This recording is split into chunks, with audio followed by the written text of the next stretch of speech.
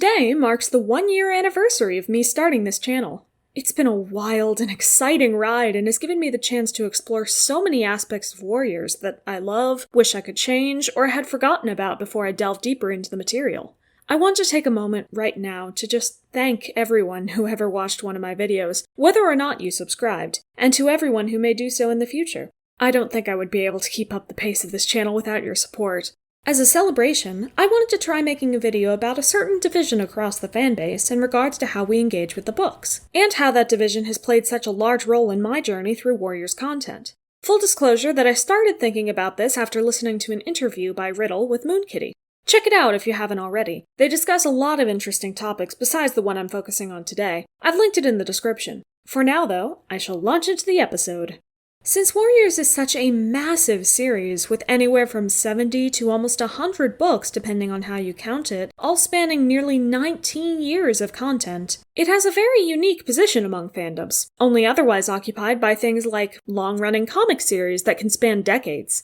Back in late September, I created a poll to find approximately the number of people who had read and/or were familiar with various arcs and types of material in Warriors, and the results, while being about what I expected from the fandom, would be shocking in other spaces. Preemptive disclaimer that, of course, I was only able to sample a small section of fans from YouTube and Twitter, and the size and demographics of the sample could have very well altered the results. But, with what we have, out of the 1,100 people who responded, more than 81% of them had never read some of the books. And if we look down to the arc-specific results, it gets even more interesting. After the first arc, every subsequent story had been read by fewer and fewer people, excepting Dawn of the Clans, which had even lower results than the following arc, A Vision of Shadows. But for the record, Dawn of the Clans ranked third in which section had people's favorite books, only behind Super Editions and the first arc, so more people should really try reading it. All three of the newest arcs had lower readership than every type of supplementary material, from Super Editions to even guidebooks, and 23 people who took the test hadn't read any of the books at all, yet were involved enough with the fandom to see the form and take it.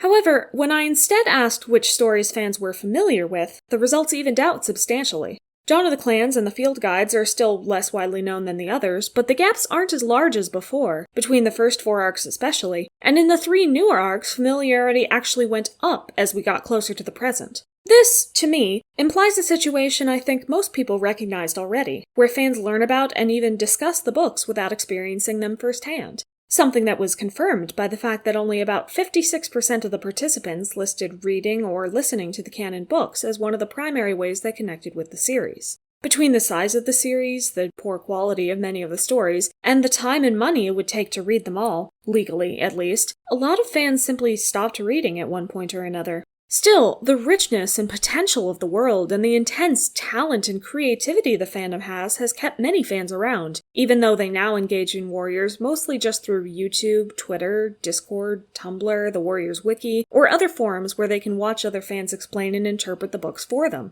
Other people find the canon material irrelevant at this point, as most of their enjoyment is in exploring stories distinct from the canon books through maps, fanfiction, or roleplays. So a remarkably large portion of even the active fanbase either doesn't know anything about the material that one might discuss, or only knows about it second or third hand from another person's account of the text, or some character in it. And with this, alongside the numerous platforms Warriors fans can cover, the creativity rampant across the fanbase, and the often contradictory or vague nature of the canon material, our fandom can become quite divided, between those who know and look to the books for their main sources on more analytic discussion, and those who only need an idea from the books as inspiration for their own expansion of the ideas in headcanons, art, animation, stories, and more. On the more discussion-based side of the fanbase, and especially in the context of analysis, it is often assumed that the canon material should be the main focus of discussion. Interpretations of characters should be backed up with evidence from the books, preferably multiple books, and when there is a discrepancy in character, lore, or plot elements, it is deemed a mistake, a critique of the writing that lowers one's opinion of the material.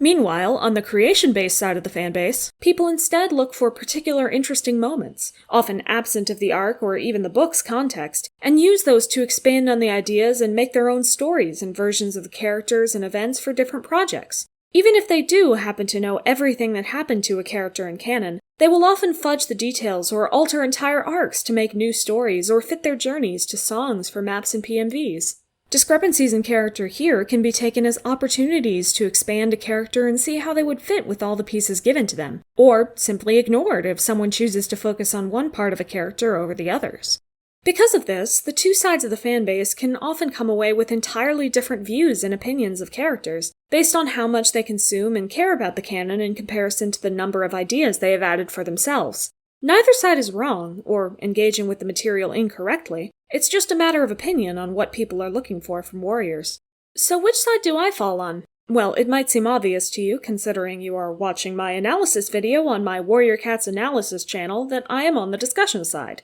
I use evidence from the books to prove my points, and always hope for the new books to be in line with established characterization and lore, and to present coherent stories on their own. However, I am also deeply involved in writing a fanfiction where I take only the bits I enjoy from Power of Three and Omen of the Stars and expand on them, adding more plot points, details to characters, and sometimes entirely new cats to tell the story I want to. In a sense, I fall on both sides of this divide. This is an interesting position for me to be in, as I often find myself switching modes from one mindset to another: text and possibility, interpretation and inspiration. I can understand why people enjoy characters and stories, whether they cite evidence or tell me about their amazing alternate universe idea. Even in the videos on this channel, I can, and have sometimes purposefully slipped into the creative mindset to explain my thought processes around certain characters I love, usually those I expanded upon for Paws of Stars. I could easily argue a negative position on my favorite books by focusing on the ideas that The Forgotten Warrior has a dragging and aggravating StarClan plot that exists only to fill space and destroy any last hope of StarClan being a force for good, that the first battle continues the Dawn of the Clan's trend of sidelining their she-cats and won't give Clear Sky the time to properly develop after the book ends, that Tallstar's Revenge shoehorns in a useless StarClan message and several cats that are needlessly cruel or apathetic to Talltale.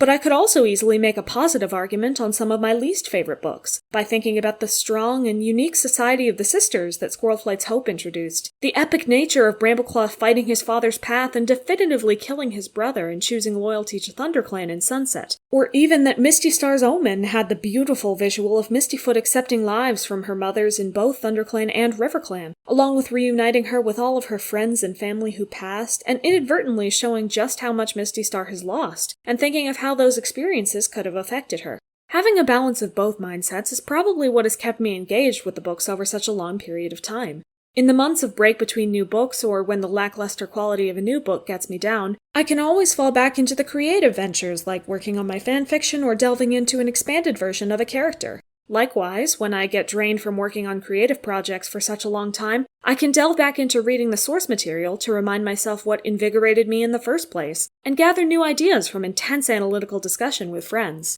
There are likely some people who, at this point, only engage with the fandom on one side of the divide, but I would venture a guess that, for a lot of people who actively spend time in the Warriors fandom and don't get tired of it, they use a mix of ideas from both the creative and analytical sides to drive their passion and dedication, and that really isn't a bad idea. Different views we take on characters based on our own interpretations, a creative work they are featured in, particular impactful moments in the books, or even projection based on our own experiences to get them closer to ourselves help keep the world of Warriors alive even without the canon material needing to play a factor. Multiple, entire stories have been built around characters whose only involvement in the story was dying. Even the world, devoid of any particular canon characters or plots, have inspired tons of people to create their own collaborative stories through roleplay, fan clans, and far future scenarios for the clans. Warriors is, at this point, a sandbox for a lot of people, and considering how fun that experience can be for them, I don't think that's something we should try to change.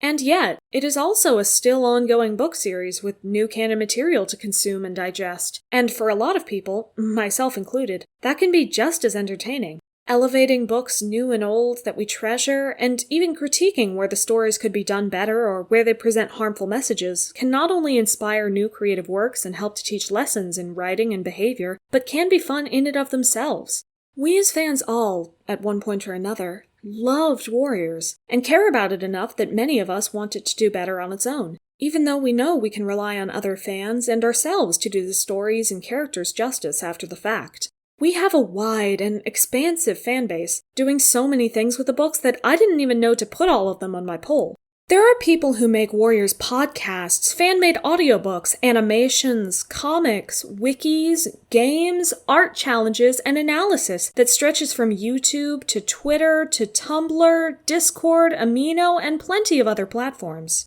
There are fans everywhere, creating and thinking so much, building entire communities who value and see different things in the books. It's all incredible, and varies so completely that it is clear why our fandom has stayed alive for so long. Being aware of your place in the fandom divide and how much you toe the line between analytic and creative can help you understand why you love certain elements of Warriors so deeply, and perhaps why another fan who is searching for something else from the books will feel differently. Debate is inevitable, welcome even, as long as it comes with understanding. This is an analysis channel first and foremost, and I will continue to go into most topics with the hopes of finding the pros and cons of the series as it is presented to us in the text. However, I will on occasion indulge in sharing my own headcanons, and of course warning you when I do so. I accept the balance of mindsets in me, and I can only hope to use it to create works that are entertaining for you. Here's to another year of videos! Thank you for watching, and always remember to do what you love.